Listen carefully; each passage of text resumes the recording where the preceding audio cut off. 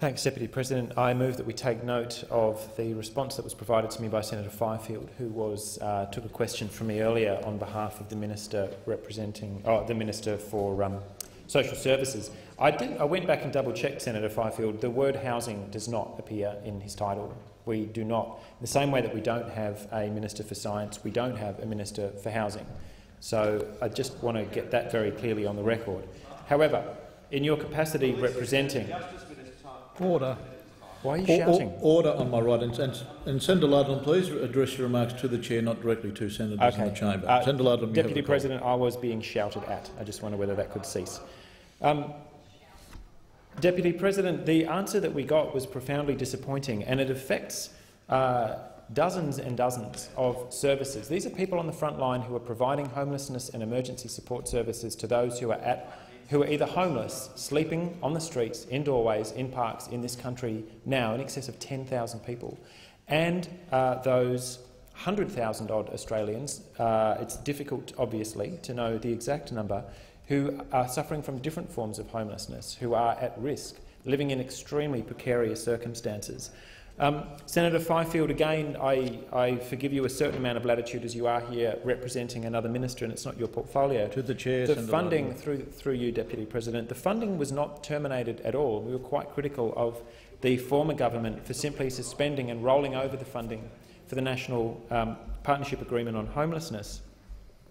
But what is effectively done now, because negotiations appear to have completely ceased, the Abbott government has abolished all of the expert bodies who were formerly providing it with advice on housing affordability and homelessness. The COAG body, where housing ministers were getting together to try and hash out an agreement, because these are complex and they take years to negotiate, no longer exists. There's no longer a forum for these discussions to occur. My state colleague, the Honourable Lynn McLaren MLC in the West Australian Parliament, put a question to the state government late last year, 11th of December, about the number of organisations in WA that are basically going to hit the wall. There are organisations providing support services for homeless people today who are going to be shedding staff and closing their doors this month. This month. It's absolutely extraordinary, and all that Senator Fifield could do was mumble about how expensive it is to provide services for people. The fact is, the Centre for Social Impact Studies out of UWA and Ahuri, are one of the few organisations, fortunately for their independence, who still exist doing research and advocacy in this area, released a report last December that looked at the degree to which investment in homelessness programs has on the potential to make significant cost savings to the taxpayer. I don't buy your argument, through you, Deputy President, Senator Fifield, that it's a waste of money for taxpayers to be spending money on homelessness. It's extraordinary. Senator Fifield, you put to the chamber that you were broke and that you couldn't afford it, and that is what I'm pushing back on now. Because even if that is your only metric, the study found that governments save, on average, $3,685 per client in non-homelessness costs in the first year after they receive support. The investment in putting shelter around people, the housing-first approach, saves taxpayers money. And that is obviously an important metric. It is something that the federal government should be concerned about, getting the best out of a tight budget. But the fact is the government doesn't appear to realise that this investment up front, which prevents people from dying, people die in winters, they die of heat stress in summer if they're homeless, if they are homeless, that we can actually save money by providing these support services up front. This affects organisations like the Albany Halfway House Association, which houses support workers in the Great Southern Region. It affects Anglicare WA that run the Oxford Foyer in Leederville.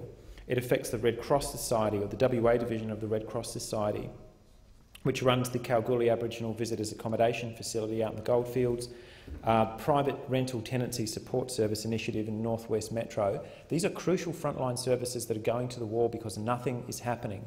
What the state government told my colleague Ms McLaren a couple of months ago now was that these talks have ceased because the Commonwealth is no longer at the table. So I'm not taking a shot at the West Australian state government, who actually do have some quite innovative policies on housing affordability. The Commonwealth government, just as Senator Fifield appears to be about to do, has left the building, and that is totally inappropriate. Foundation Housing Limited, Pilbara Community Legal Service, their domestic violence outreach initiative, Just for the Hansard, Senator Fifield hasn't left the room. He's taking advice. St Bartholomew's House Incorporated, which Senator Seward and I were very fortunate to tour during the election campaign last year.